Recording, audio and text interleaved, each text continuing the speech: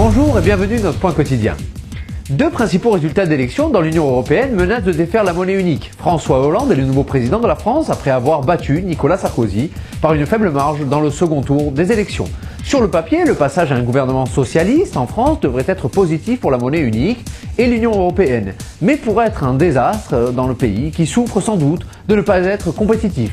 Les Grecs ont aussi tenu à voter hier avec un résultat qui pourrait être de profondes implications pour l'avenir de l'Union européenne. Aucun parti unique n'a été en mesure de recueillir suffisamment de voix pour être déclaré vainqueur.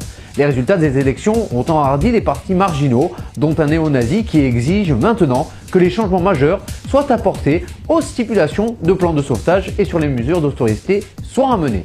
Les élections en Europe ont gravement touché la zone euro qui est en forte baisse. L'euro-dollar est en baisse de 0,81% et s'échange à 1,2977 en cours de séance asiatique le lundi.